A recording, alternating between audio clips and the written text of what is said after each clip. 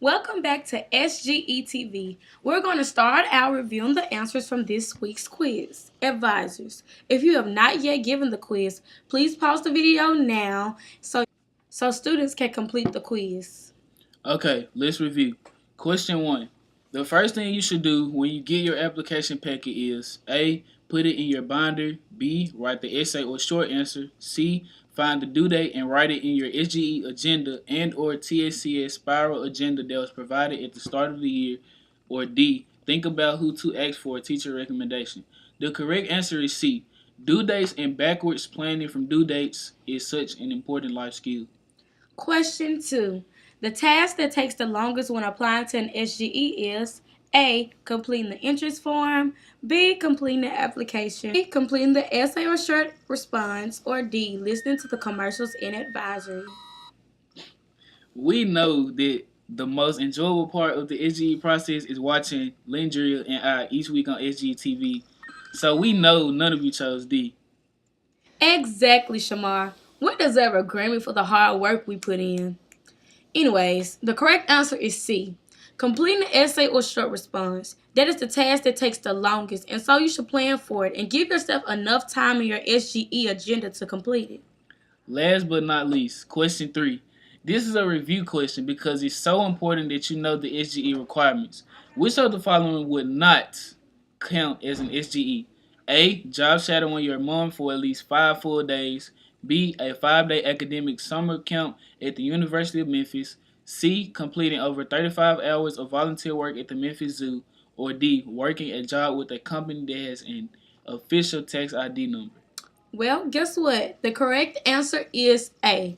Though your mom is great, she's probably really pretty and nice, but part of the goal of completing SGEs is to go out of your comfort zone and meet new people and have new life experiences. Before we get started on today's lesson, I wanted to remind all of you about your SGE advisory participation points.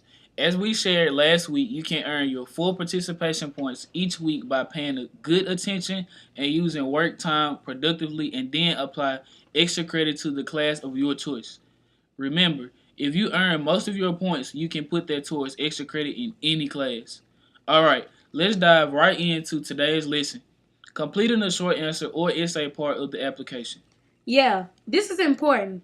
As a senior, I have to write like 5, 10, maybe even 20 short answers and essays this year for college applications and scholarship applications. I had to write a ton of short answers on applications when I was applying to jobs too. Students, if you take SGE process seriously, the essays you write will totally pay off your senior year and when you start job hunting. I even saved copies of many of my SGE short answers and essays so that I can go back and use portions in the future. What's the first tip you have for us today, Landry? The hardest thing about applying to an SGE is figuring out what to begin your short answer with. The best thing that you can do is start with the short answer and essay brainstorm sheet. There is one of these sheets in every SGE application packet that requires an essay. Yes, I have seen a lot of students started out with the SGE short answer and essay brainstorm sheet. Students, make sure you utilize this part of the application packet to begin your short answer or essay. The next tip is one that I had to learn the hard way. Let's hear from a student tell us a good tip about beginning your essay. High schools, do not start your SGE short answer by introducing yourself by stating your name.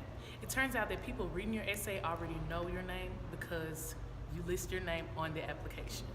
It is best to start with a sentence that explains your interest in the program that you're applying to.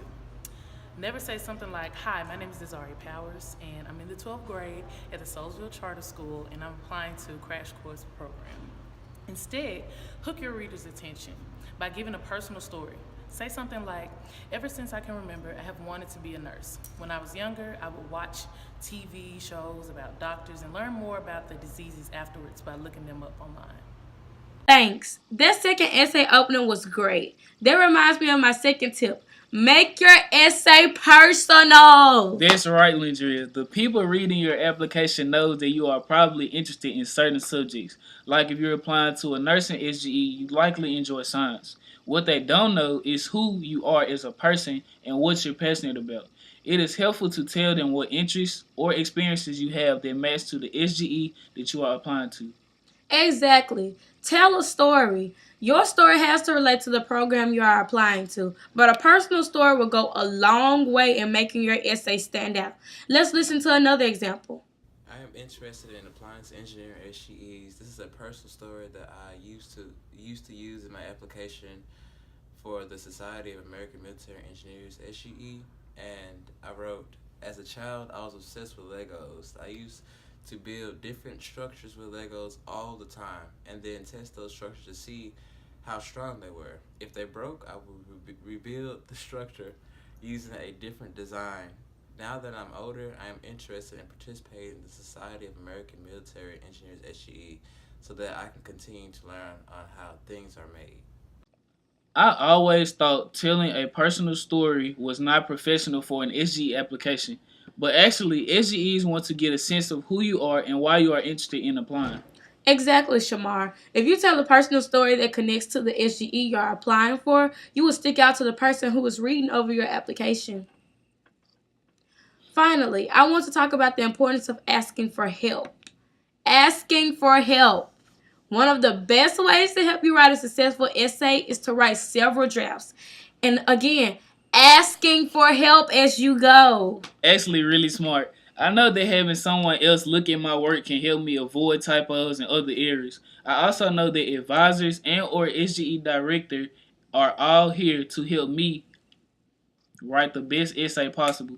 That brings me to another point. We mentioned last week that starting March 29th, SGE work time will be on Fridays from 2:15 to 3:15 in the Media Lab with Mrs. McCain. This is a great time for you to have her look over your short answers and essays and receive feedback. Absolutely. Okay, so let's recap. When writing your SGE short answers or essays, you want to make sure to 1. Use your short essay or essay brainstorm sheet in your application packet to get started. 2. Make sure you don't start your essay by introducing yourself. 3. Make sure that you do start your essay by explaining a short personal story about why you are applying. And 4. Ask for help.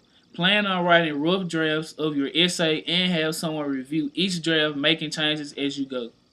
Those are all our tips for today. I know each of you will now be able to better work on your short responses or essays this upcoming week. See you later.